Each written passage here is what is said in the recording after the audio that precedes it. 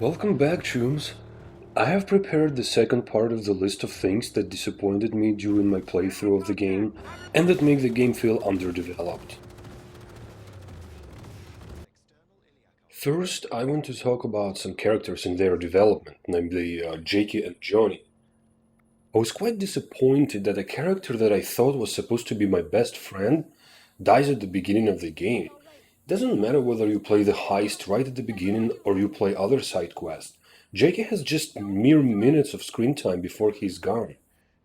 He's only helping you with two main quest steps, the Maelstrom meeting and the heist itself. On the grand scale, he just shows up, gives you the relic job, and then he's done and gone. All this occupies so little in the whole story that unfortunately his character becomes totally replaceable, even by nothing. What I mean is that instead of Jakey, a fixer, say Dex, directly contacted you and offered the job, the whole story wouldn't change a bit. Jakey feels undervalued and he has less space in the timeline than, say, Vic. Imagine The Witcher 3 without Yennefer, Triss, Dandelion, and all the Uncrates. The game cannot be the same without them. There were plenty of well-developed secondary characters around Geralt that made the whole experience even deeper. In contrast, there are a lot of characters in Cyberpunk, but playing the game you still feel alone. Of course, there is one person who never leaves you, it's Johnny.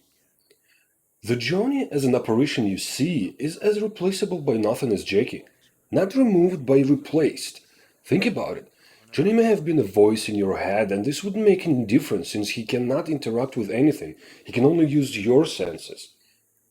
He looks great, he talks smack, and he's super annoying.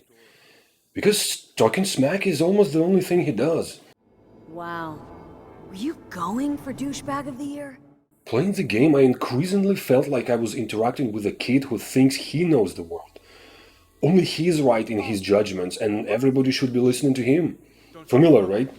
We all felt like this once, and at that time we were unbearable to be around.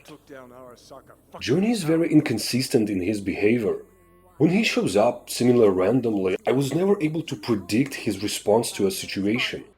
Here he criticizes a street musician for not playing very well, yet he praises him for having a good personality. Know why? Technique's second rate, but the feeling, that's what counts. Guy's hurt, got something he can't take, and it shows. Could stand a little more stage presence. Fingering's all wrong, loses the tempo more than he keeps it, but not bad. Right then he meets his biggest fan and accuses him of being a poser and not understanding Samurai's lyrics. But look at that guy, 60 at least, but still living in 2020. Guy's your biggest fan. Not happy to meet him? Grandpa knows every damn word, doesn't understand a single one. This inconsistency is the reason why Johnny's character feels underdeveloped, not very polished, more like a beta version. Eventually you do learn other Johnny's traits and more of his story, the war, the situation with Alt, and how it all ended up like this. Unfortunately, until you do, and this could be half of the game, you may feel some annoyance by his character. Shut your gonk mouth, please. Next are the type of enemies that you will encounter in the game, or better say lack thereof. Remember in The Witcher 3 you had to read bestiary entries to memorize all the monsters' weak spots and learn the most optimal way to engage them. That was cool, that was difficult, but quickly it became fun and you started challenging yourself to higher level enemies since you already learned all their behavior. In Cyberpunk 2077 there isn't anything like this. While there are technically several types of enemies, like humans, robots, and robots. That's it. In the game's world, they are way too similar. Humans all being chipped with implants and robots having a ridiculously stupid behavior. As a result, the approach to their engagement is practically the same. You hack and shoot everything. Wouldn't it be nice if some people were immune to quick hacks? Just like cops are, meaning that they simply do not have cyberware to hack. Not all people in 2077 should have cyber implants, but according to the game, all of them do, except for the cops. Also, as a suggestion, to make the game more interesting and challenging, some enemies may be immune to takedowns. I mean, look at this guy.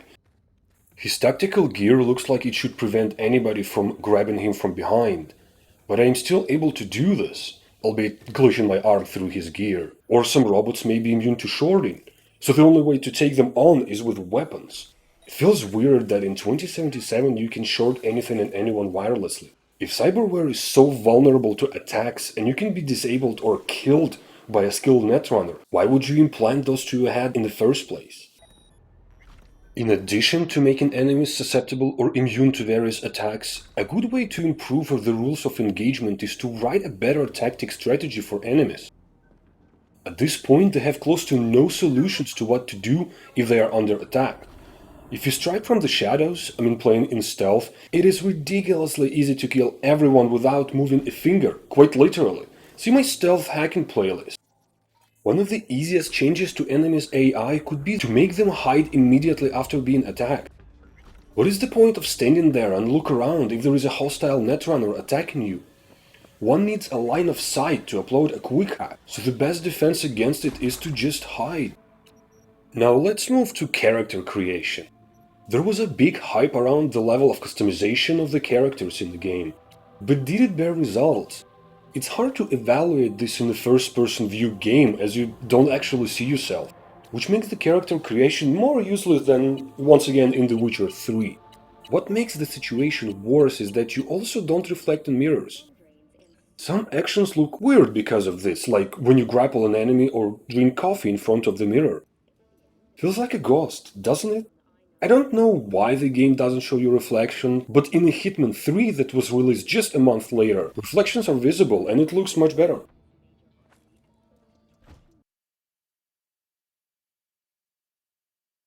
Actually, I did find a way to show reflections. It's in the water. However, your reflections is not complete and you look like a hollow shell.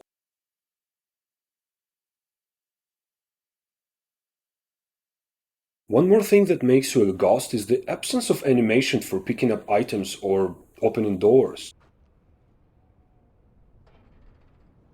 The doors open-close by themselves. Here you are walking like a T-Rex with your hand occupying a third of the screen and doing nothing else. Dying Light, a game from 2015, has a nice hand animation for opening doors, chests and picking up items. Moving on, and let's talk about various metrics that the game uses to allow or prevent you from accessing stuff. You already figured out that having a body attribute lower than needed will prevent you from opening some doors, for example. Then you need to buy individual skills for them to work. Then you have individual skill tree levels that you can increase to receive bonuses and additional perks. And yet, in addition to all of this, there is your street cred, which purpose is simply to limit your access to quests and various items. I will admit that, while for a new player all these may be overwhelming, it's not something new for seasoned players. But I have two issues with how it all works, specifically in Cyberpunk 2077. First, progression of individual skills. It is easy to understand what you need to do to progress the quick hacking tree. You use quick hacks. Same goes for most of the rest skill trees. But I'm confused about what specifically I need to do to progress athletics or annihilation skill trees. Unfortunately, among many tutorial screens and the game's information in the database, there is no information on that. Second, the street cred.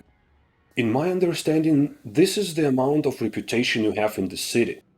But it's weird that the value can never go down. No matter how big you screw up the mission that a fixer gave you, no matter how much disappointed they were, you still receive street cred. I wish a player could lose street cred. This would make them think about their actions before hacking a bunch of people on the street, and also doing missions more carefully. Last, I wanted to show an example of how weird some quests and their outcomes are in the game. In a Shrine Defiled quest, you need to install malware on this PC and no one should notice.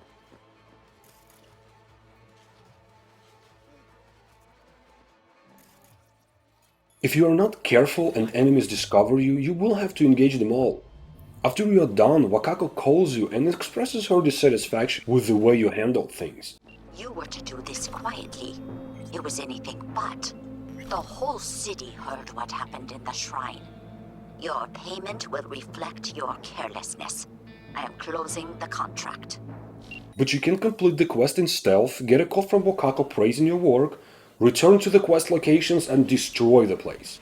This time, no angry call from your fixer, all is good now. I mean, if an attack happened at the Tiger Close facility and everyone got killed, surely bosses will investigate and probably find your malware. In Cuckoo's Nest, you need to smuggle Dixon from the Psycho Bean. Dixon? Jasmine Dixon? If you fail to deliver her to the car, El Capitan will call you and reproach you for this. Lee, you were supposed to get Jasmine to the ride. The chick's in shock. She doesn't know up from down. What if she made a wrong turn or... Look, you're lucky she made it, okay? However, in all scenarios you receive the same amount of money and XP. Once again, nothing stops you from screwing up any mission. I get my dearest Eddies. Or should I say, our Eddies, huh? Do you use all your weapons? I think there are too many weapon slots. You have 3 slots for whatever combination you want. Say, I want a melee weapon in slot 1, mid-range skippy in slot 2, and long-range sniper rifle in slot 3. This still leaves my arm implants that could be either mantis blades or monowire, which are both redundant to slot 1, or it can be mid-range rockets, which are redundant to slot 2. And don't forget that on top of all that you have grenades. It seems like in any situation there will be something that you don't use, since any weapon combinations cannot remove redundancy. With all that, it is strange how thin is the selection of actual weapons you can use. What I mean is that for each type of weapon, say a pistol or a sniper rifle, and each mode of weapon, tech, power or smart, you have only one option. For instance, if you want a tech sniper rifle, you have only one choice. For power sniper rifle, you have only one choice, and so on. Playing the game, you inevitably compare item stats. Sometimes I am extremely surprised by that comparison. 2 items may be identical in any way, yet have different DPS. In addition, a knife can have better DPS than a shotgun, a headband more armor than a helmet, a bra more armor than a bulletproof vest. It seems the game doesn't care of the identity of the item, it uses RNG to generate an item roll. In some games, the combination of item stats and rolls is random, but it doesn't feel out of place. But what does feel out of place are sunglasses that give extra oxygen. What? Even in The Witcher 3 you did not get more oxygen just for having cool sunglasses, and that was the world with magic. I have a few other minor points in my list. The game has too much stuff, and what is worse, this stuff is useless. Aside from items explicitly labeled as junk, all the food, alcohol, most of the mods and rifle scopes are not needed. But unlike junk items, you will spend eternity to sell them, as you cannot sell them all at once, only one by one. I'm pretty sure no one would do this, and so by the end of the game we'll end up with item inventory like this. I like looting and I loot everything I see. This brings me quite a lot of money. Unfortunately, there are only a few items worth buying in the game. I was initially going to make a point that it is unnecessary to craft anything in the game, you can just buy anything. Then I saw how much some legendary items cost. The worst part is that not only you may not afford to buy one, but that if you do, it may become obsolete in the next mission, as you find an item with better stats. Seems you need all that money just to get an achievement for purchasing all the vehicles in the game, which requires a lot of Eurodollars. Another thing is sounds. Have you noticed that some sounds in the game are messed up? Like when you choke someone and he keeps gasping even after you put him down?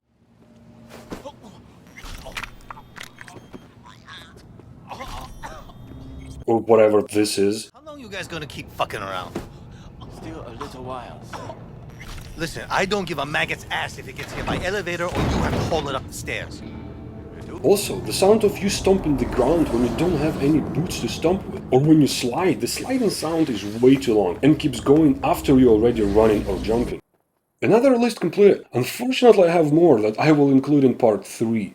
Let me know in the comments which aspects of the game you think should be improved. Please like this video and subscribe to my channel. I'm constantly releasing gameplays and commentaries like this one. And today's quote comes from Lizzy Wizzy, who says, "We are who we pretend to be. I've pretended to be everything, that's why I found the truth."